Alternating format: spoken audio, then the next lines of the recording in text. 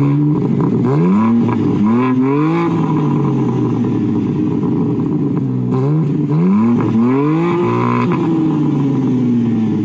to your 2022 BMW M4 Competition xDrive. Big news here is that this is the first xDrive, so it is an all-wheel drive M4. Previously, they were all rear-wheel drive. Now you can, through the settings, go through and have it be rear-wheel drive instead of all-wheel drive. But the reason BMW did this is to make it more of a year-round driver. In Canada, we get lots of snow. For example, it snowed a few days earlier this week, and I wanted to do the video to show you what it was like in the snow. Alas, today it is anything but snow. It is at about 14 degrees and sunny, and well, you can see just how clear it is. Anyways, let's go through the power specs. So it is here specifically with the M4 Competition, a 3-liter turbo inline 6, and it's an 8-speed automatic transmission, and you can only get the automatic with the xDrive. You cannot get the manual. Power figures are 503 horsepower, 479 pound-feet of torque. Needless to say, this moves very quickly. It is very agile. The power is shockingly impressive, and it's an M car after all. So if you're going to wear the badge, you got to be able to play the part and have the power figures and driving feel behind it. So speaking of driving feel, I really think it's a smart move that BMW at least made it available with the xDrive. Now, not everybody's going to want it the way it is, like it's like this with the xDrive. Some people will want just the M4 with a manual and rear-wheel drive. But for those who want to have an M vehicle and want to drive it year-round, this is a really strong and solid alternative. BMW Canada's website says 0 to 100 in 3.5 seconds. I'm not going to do that. If you've watched any of my videos, you know I don't do that kind of super crazy speed stuff, but I will show you how fast the car is. So right now we're stopped. This is in regular, normal mode, no M1, no M2. So let's take a look, let's take a listen.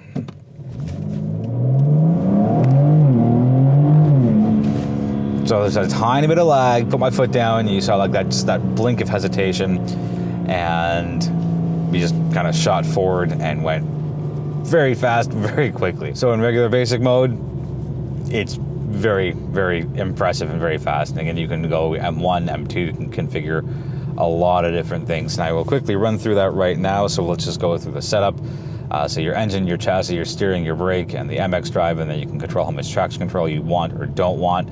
And the different settings across the board are Efficient, Sport, and Sport Plus. And again, that's for your M1 and M2. And M2, the way I've set my ones up, the way I've always set my M vehicles up, M1 is the exclamation mark for what the vehicle can do, and my M2 settings is the bold and underlined and flashing lights. So that's my real, just let's give it everything we have setting. And I'm not going to do it now, just a little on the irresponsible side, so I'm going to steer clear of that. But know that the M4, like all the other M vehicles, can be configured to be as powerful or as tame as you want. I don't think you'll need to have the M2 setting if you're running around and getting groceries or doing errands or whatever it is that regular urban life has in store for you. Taking a look at the outside, either you love the front end or you don't. I don't think there's any in between. Personally, I like it. It's growing on me. It's the new design language. You can hate it as much as you want, or you can love it as much as you want, but it's here to stay. And the reason I say that is BMW is not going to invest millions and millions in redesigning a vehicle just to have it go away a couple of years later. So I like it. I think it adds some character to it, and it's the evolution of their design language. And again, no problems with it for me. Taking a look around the side, this beautiful 2-door coupe has nice sleek lines. It's clean. Not quite aggressive around the side, but there are some interesting lines that help it stand out. And going around the rear, you got your quad tailpipes, 2 on each side, so the symmetry is there, and it just looks really, really sharp.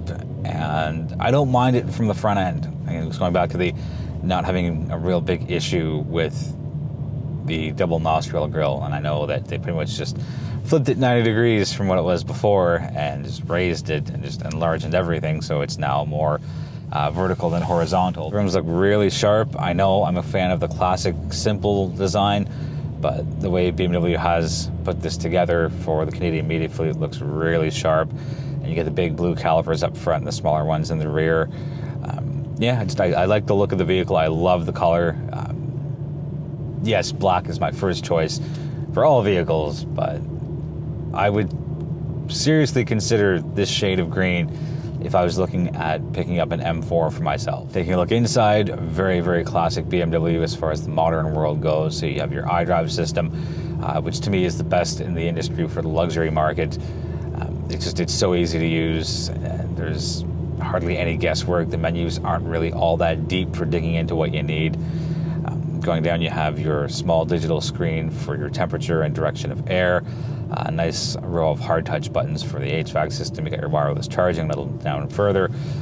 Nice covered storage space, and of course the iDrive controller system. Everything's centrally located by the gear shift, so you have your iDrive system, you have your, obviously the gear shift, the start-stop button, you have your different modes, you've got your different setup, you have your auto start-stop, and of course the exhaust, not boost, the audible exhaust boost button.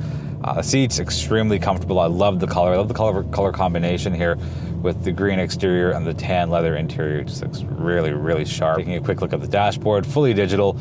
Some people have mentioned, I don't like that the tack goes the wrong way.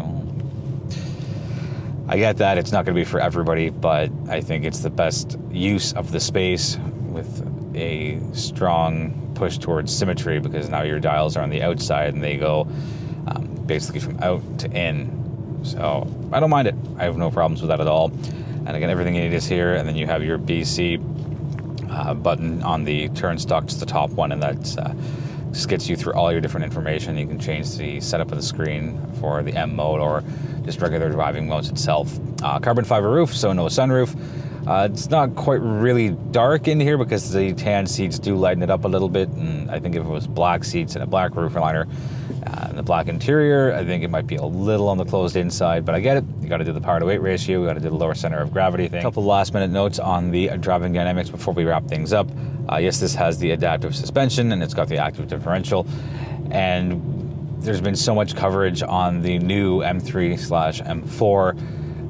I don't want to really fully repeat myself, but I can say with the xDrive, driving in the snow and in the rain and in the cold weather, you really have that strong balance of power as well as comfort and most importantly stability. And I think that a lot of potential M4 buyers will, if not choose the xDrive like we have here, they'll at the very least give it some serious consideration, because being able to really drive a rear-wheel drive car year-round isn't always practical, especially with this coming in at a little over $90,000. You don't want to be reckless with it, but again, having a proper set of winter tires as well as the xDrive really boosts the functionality here of the M4 and the M4 Competition. So we all know what it's capable of. We know how fast it is, how strong it is, and how good it is around corners and in a straight line, and how tame it can be, but still enjoyable on city streets. That's going to wrap it up for the 2022 BMW M4 Competition. If you got any questions on the vehicle, let me know in the comments, and I will do my best to get you answers as soon as possible. Thank you so much for watching. I really do appreciate the support, and feel free to subscribe if you haven't already. And feel free to tell somebody about the channel if you think they'd like what I do. I almost stumbled through that, but I didn't. Until I see you in the next review, be well, be healthy, be safe.